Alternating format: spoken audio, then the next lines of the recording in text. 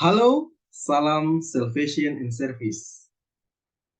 Pada modul kali ini, dengan kode VINA 110, yaitu Introduction to Fundraising.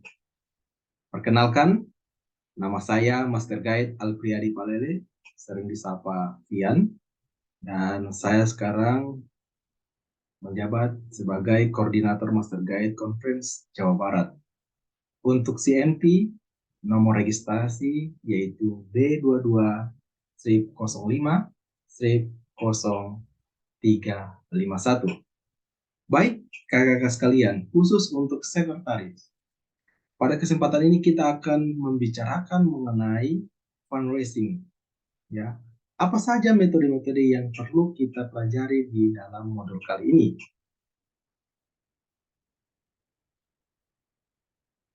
Oke, untuk deskripsinya. Workshop ini menyajikan pengantar penggalangan dana, yaitu prinsip-prinsip dan membahas isu-isu tentang mengapa penting untuk penggalangan dana dan siapa yang harus dihubungi untuk pendanaan ini.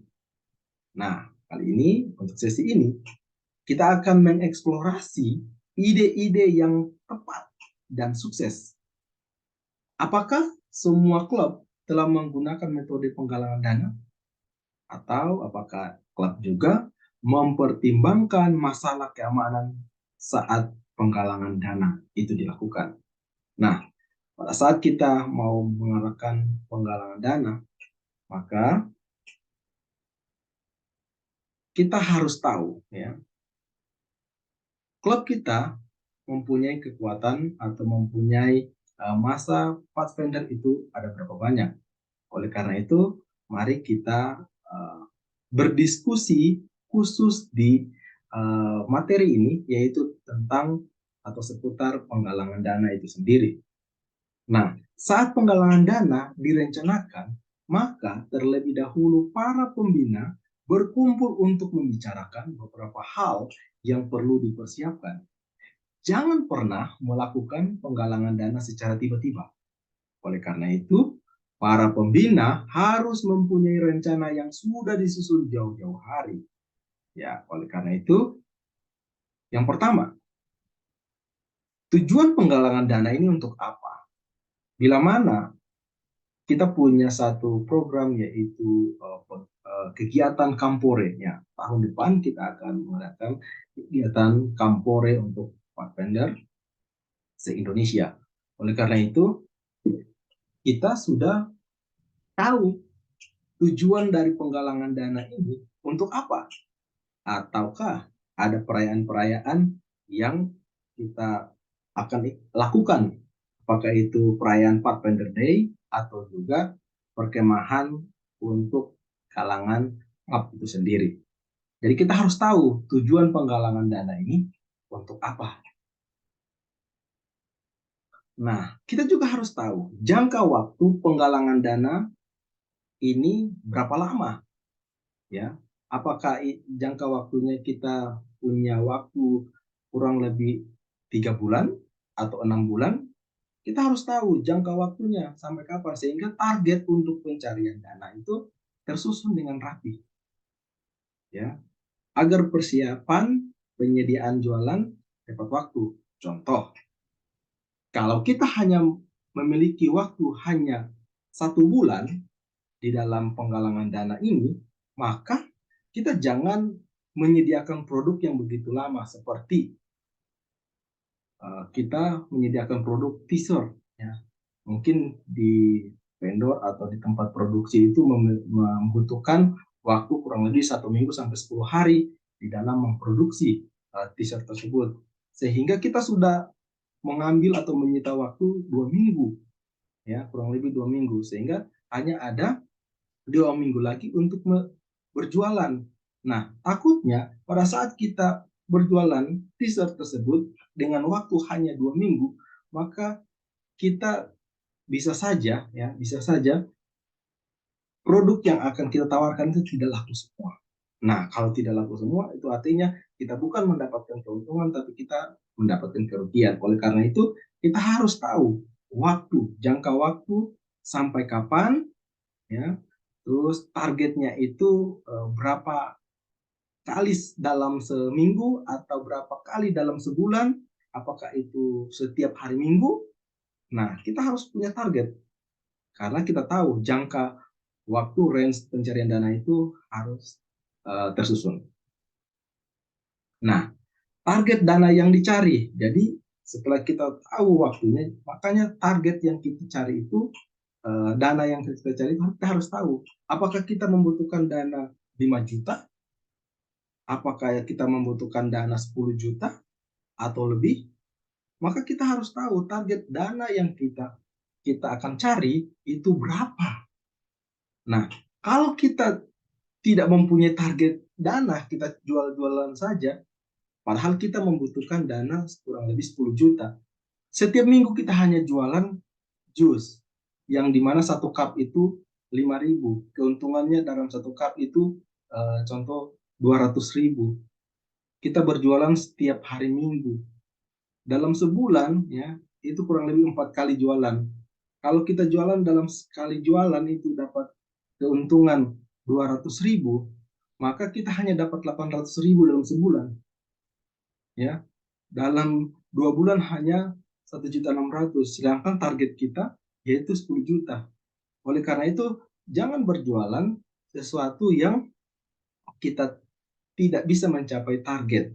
Nah, makanya kita harus merancang atau melihat kira-kira potensi produk apa yang kita bisa tawarkan atau jasa apa yang kita bisa tawarkan untuk mendapatkan dana. Jangan menjual sesuatu yang tidak dibutuhkan, seperti contoh, ya, jangan kita jual atribut atau produk yang tidak diminati oleh kalangan umum, ya. Atau seperti contoh kita cetak kaos bertemakan rohani, lalu kita mau jual kepada kalangan umum, sedangkan kita berada di daerah mayoritas non Kristen. Oleh karena itu kita pasti mendapatkan masalah di dalam proses penjualan sehingga tidak akan terdistribusi dengan merata.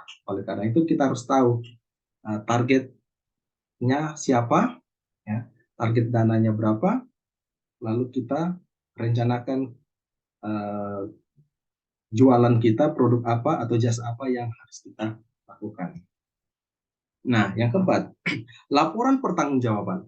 Laporan pertanggungjawaban ini sangat penting karena di dalam laporan pertanggungjawaban ini harus transparan. Kenapa? Pada saat kita berjualan, selesai berjualan, kita harus laporkan pengeluarannya sekian, pendapatannya sekian, kita dapat keuntungan berapa, harus jelas. Jangan sampai kita jual saja, kita tidak ada catatan setelah pada saat mereka hasil keuntungan berapa ya, kurang lebih seperti ini. Sehingga ada beberapa kakak kepemimpinan yang kritis, mungkin itu menjadi pemicu di dalam permasalahan di klub. Oleh karena itu, laporan dengan transparan, mulai dari pengeluaran dan pemasukan, itu harus tercatat dengan baik. Nah, di sini kita lihat, salah satu hal yang mendukung jalannya klub, apalagi untuk kegiatan besar yang dihadiri oleh anggota klub seperti perkemahan, ya, atau perayaan ulang tahun petualang. Ya, di sini saya tulis petualang, sebenarnya sini perayaan Pathfinder Day, ya, adalah fundraising, ya, penggalangan dana.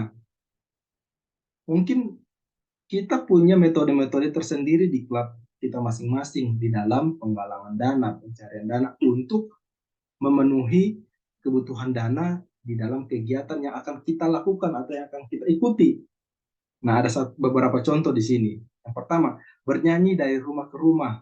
Nah, ini sering dilakukan ya sejak saya menjadi seorang Advent. Saya juga terlibat di dalam kegiatan bernyanyi ke rumah di dalam pelayanan ini. Ini adalah salah satu hal yang baik juga. Biasanya seminggu sebelum kita pergi ke rumah-rumah anggota jemaat, ya, atau paling lambat itu hari Sabat, kita sudah kasih tahu kepada keluarga yang akan kita kunjungi pada hari Minggunya, sehingga mereka sudah bersedia siap-siap bahwa kami akan datang dalam pelayanan bernyanyi dari rumah ke rumah. Dan setelah pelayanan bernyanyi dari rumah ke rumah, biasanya keluarga tersebut akan memberikan beberapa berkat mereka untuk bisa mereka bagikan kepada kita. Dan yang berikut, membuat keterampilan untuk dijual kepada anggota jemaat. Nah, ini biasanya para pathfinder yang sudah expert, biasa mereka sudah bisa punya keterampilan membuat keset kaki dari potongan-potongan kain, dan itu bisa dijual ya, ke kalangan umum juga. Dan yang ketiga, membuat makanan atau kue untuk dijual. Nah, metode ini sering dilakukan juga oleh para kakak-kakak pembina untuk pencarian dana, sering dilakukan hal ini. Dan metode ini juga sangat bagus ya, di mana hasil yang didapatkan itu cepat ya, berbeda dengan penjualan kaos sponsor atau yang lain-lain. Membersihkan rumah. Nah, metode ini juga biasanya itu adalah di mana anggota-anggota jemaat itu mereka dihubungi ya oleh kakak-kakak pembina untuk ditawarkan, bolehkah kami datang untuk membersihkan rumah Bapak Ibu Saudara dengan apa namanya, dengan metode pencarian dana ini, yaitu membersihkan halaman, mungkin membersihkan rumah. Nah, hal-hal seperti inilah bisa dilakukan oleh para pathfinder. Yang berikut, membuat kartu ucapan rohani. Membuat kartu ucapan rohani ini juga bagus ya. Ada beberapa kartu ucapan rohani yang kekinian sekarang dan memiliki karakter-karakter yang unik ya, dan itu dapat dijual ya. Saya juga pernah lihat pembatas Alkitab yang dari kartu-kartu ucapan, dan itu bagus ya karena sudah dilaminasi dan hasilnya juga sangat memuaskan. Ini bisa juga kita lakukan. Atau menjual kaos sponsor, itu tadi yang saya sampaikan, yaitu menjual kaos sponsor, t-shirt yang bertemakan kegiatan mungkin, atau t-shirt yang bertemakan suatu perayaan atau apa saja yang dapat kita jual. Ya, kalau kita lihat targetnya untuk kalangan umum, maka t-shirt ini bertemakan umum ya, untuk kalangan umum. Maka kita juga akan menjual kaos tersebut dengan target ya, dan lain-lain. Mungkin ada juga contoh-contoh lain yang bisa kita terapkan di klub kita. Nanti mungkin dalam kolom komentar atau pengisian tugas nanti, kakak boleh tuangkan di situ ide-ide kakak untuk dibagikan. Mungkin ide-ide kakak itu dapat diterapkan atau dapat diadopsi di klub-klub yang lain. Oleh karena itu, mari kita tuangkan di dalam ide-ide kolom tugas kita nanti. Nah, ajak semua pathfinder terlibat dalam penggalangan dana. Pathfinder adalah anak-anak remaja yang sudah bisa diajak untuk bekerja sama. Oleh karena itu, ajak semua pathfinder untuk terlibat ya, dalam penggalangan dana. Namun, ya, mereka diajak berpartisipasi dengan tidak memaksakan. Jadi jangan dipaksa juga. Karena ada adik-adik pathfinder yang mungkin pemalu, dia tidak berani berjualan, menawarkan sebuah produk atau jasa kepada pelanggan karena dia tidak terbiasa. Nah, jangan dipaksa. Tapi biarlah mereka itu akan menjadi orang-orang yang membantu di belakang, apakah itu menyediakan peralatan-peralatan, apakah mereka itu yang mengangkat barang, ya. Di sini intinya mereka terlibat langsung di dalam penggalangan dana ini. Tidak harus mereka semua pathfinder itu berjualan, bertemu dengan pelanggan. Ya. Di sini kita bisa melihat mereka bisa terlibat dengan hati yang senang. Penggalangan dana tidak harus dengan konsep ciptakan produk untuk dijual, namun dapat juga menggunakan jasa atau produk orang lain yang bisa kita tawarkan. Kita tawarkan lagi konsumen dengan cara dropship. Wah, ini kayak marketplace ya. Tapi metode ini memang bagus ya. Kenapa? Di mana metode ini sangat baik. Mereka hanya membantu para pembina untuk menawarkan produk kepada saudara, tetangga mereka ya yang membutuhkan produk tersebut. Nah, di mana sistem ini menguntungkan? Karena Pathfinder tidak harus menyetok barang. Barang tersebut tidak harus disetok. Namun, Pathfinder dapat menjadi penjual. Nah, tentunya di sini para vendor tetap harus diawasi oleh para pembina ya agar apa yang dilakukan oleh Pathfinder itu dapat dipantau. Jangan dibiarkan mereka berjalan sendiri. Nah, seperti beberapa gambar di sini, kakak sekalian melihat ada beberapa produk-produk yang mulai dari tas, tempat olekan, ya, ada sendok dan lain-lain sebagainya. Nah, mungkin barang-barang seperti ini sering kita lihat, namun kita bisa tawarkan juga, walaupun kita tidak menyetok, tapi kita menggunakan sistem dropship, ya. Lalu kita bisa menjadi penjual juga, menjadi penjual dengan cara dropship tersebut, ya. Nah, dari tas, jasa juga bisa kita gunakan metode ini. Pathfinder dapat berkreasi dengan kemampuan mereka sendiri. Karena Pathfinder juga punya banyak keterampilan-keterampilan.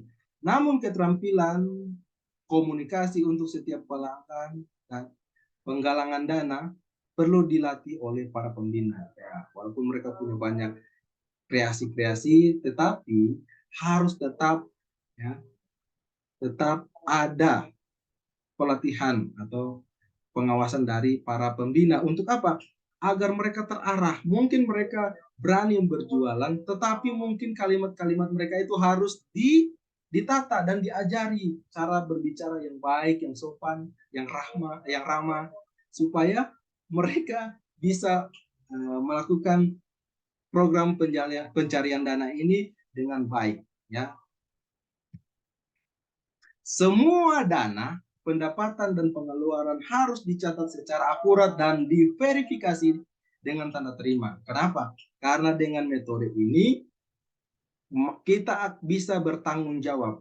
Apakah itu mulai dari yang menjual kepada bendahara klub untuk mengumpulkan lalu dibawa ke bendahara jemaat, itu semua harus ada catatan yang akurat, ya. Kenapa? Pada saat kita membelanjakan bahan-bahan yang harus kita jual, seperti contoh pembuatan jus, kita buat jus jeruk, kita buat jus mangga atau jus stroberi, kita harus ada nota pembelanjaan dari bahan-bahan tersebut. Untuk apa? Untuk dijadikan laporan. Inilah pengeluaran atau pembelian yang dilakukan. Sehingga semua terverifikasi dengan bagus, ya, dengan transparan. Di awal tadi saya sudah singgung mengenai laporannya harus transparan supaya menghindari hal-hal yang tidak diinginkan terjadi, kesalahpahaman, hal-hal yang saling mencurigai, itu semua dihindari. Nah, kita harus melihat juga masalah keamanan di dalam penggalangan dana ini. Pathfinder tidak boleh melakukan pencarian dana di tempat atau lingkungan yang berbahaya. Seperti contoh, mereka jangan berjualan atau melakukan penjualan itu di komplek yang banyak anjing, ya, anjing liar. Itu bahaya. Itu bisa saja bukan dapat keuntungan, tapi kita akan dapat masalah di situ nanti.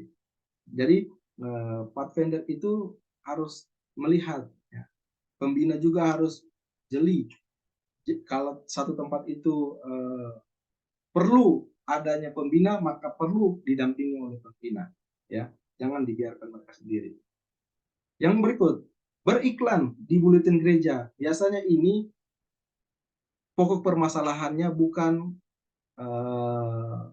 beriklannya, walaupun itu kegiatan gereja juga. Pathfinder ini kegiatan gereja juga, bukan di situ letak permasalahan. Biasanya itu dilarang karena diposting pada hari Sabat.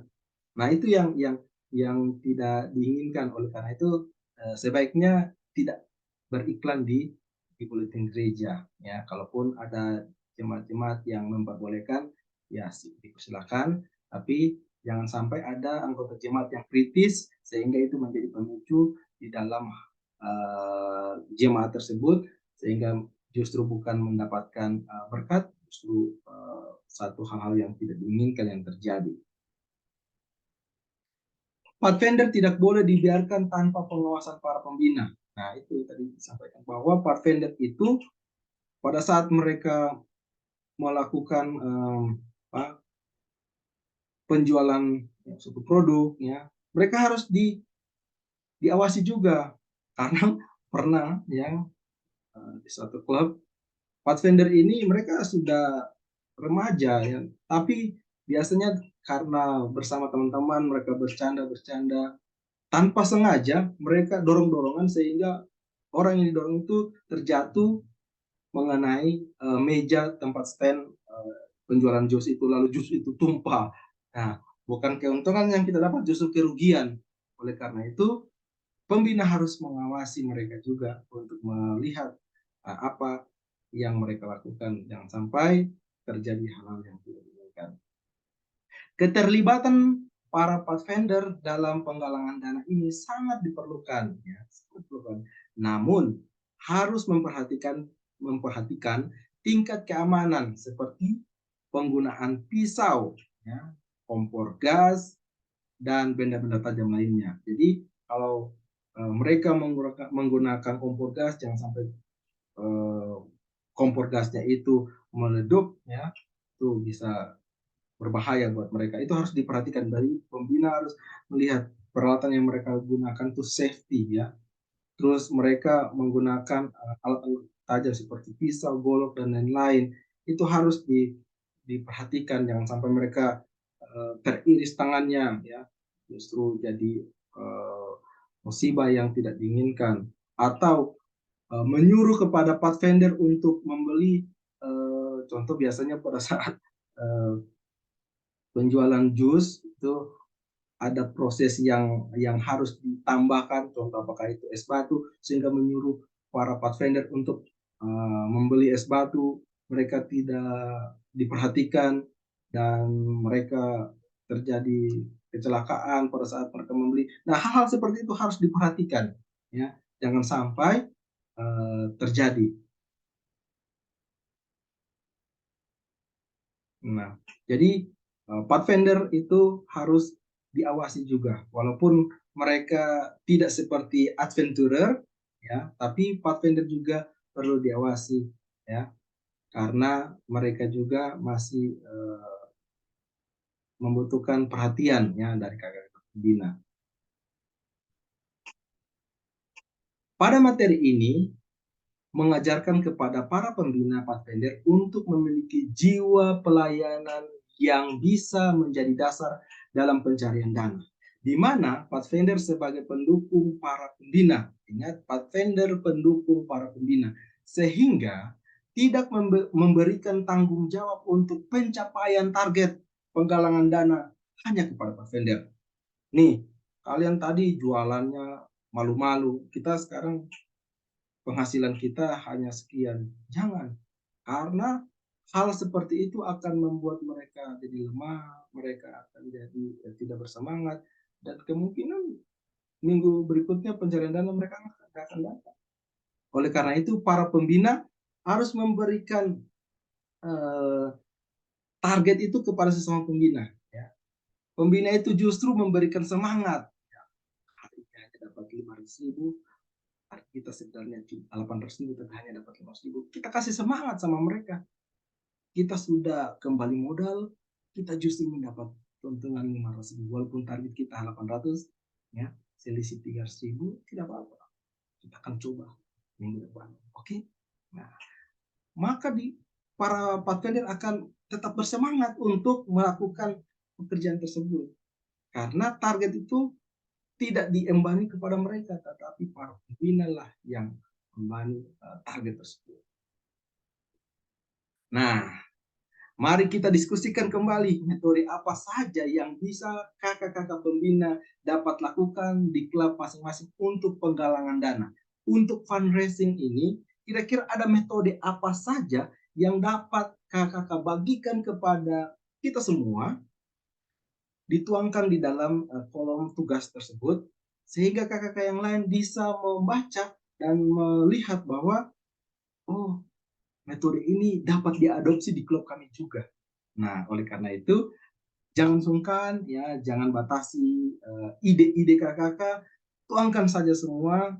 Nanti saya akan review dan akan melihat, dan saya akan bagikan juga ke seluruh peserta, sehingga di materi FINA 110 ini kita akan benar-benar mendapatkan manfaatnya, yaitu di dalam pencarian dana, yaitu di fundraising ini kita dapatkan ide yang terbaru yang dapat diterapkan, ya, bukan hanya ide dan tidak dapat diterapkan, tapi ide yang dapat diterapkan. Kiranya Tuhan memberkati. Salam sukses, kerjakan tugas dengan baik. Salam Salvation and Service Master Guide.